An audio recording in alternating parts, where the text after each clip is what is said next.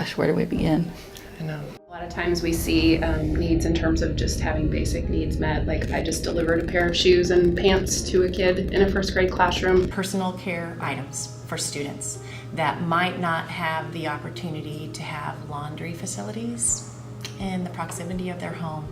And I took a student last year and bought her a winter coat, and I mean, I don't know that she had ever had somebody do that for her before. The clothes that fit.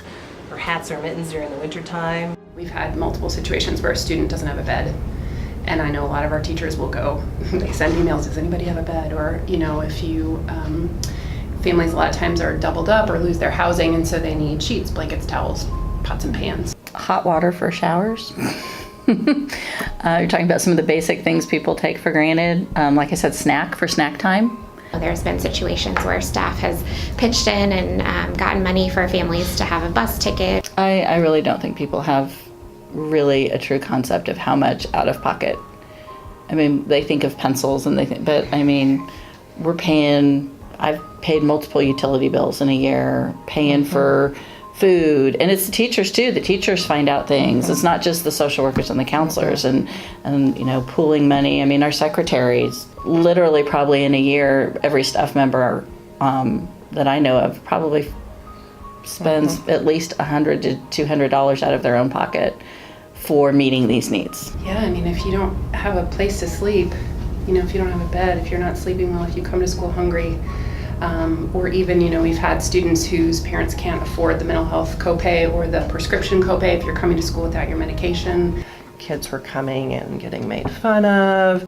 It's just about helping the kids succeed in the classroom. You said they don't always reach out, and so sometimes we might not know that those needs are there until you know, their shoes are falling apart or it's winter and they're not wearing a coat, and so sometimes it's up to us to identify those needs and help meet them. There are misconceptions about schools and socioeconomic status of schools and families in those schools, and I have worked with families from all backgrounds, and just because they go to a certain school doesn't mean they fall into that typical demographic. Well, I think one of the things that you and I probably could agree on is that sometimes poverty doesn't show itself in the way that we expect or that we're accustomed to or that we've stereotyped. Every one of us is just one paycheck away from being homeless or not being able to pay the electricity bill or not being able to get food that week. The research is really showing, and kind of common sense would say, the effects of being in that level of need over and over and over for long term has traumatic effects on a child. So we see it in behaviors, we see it in social, you know, just the ability to be on task and learning when so many of their basic needs are not being met.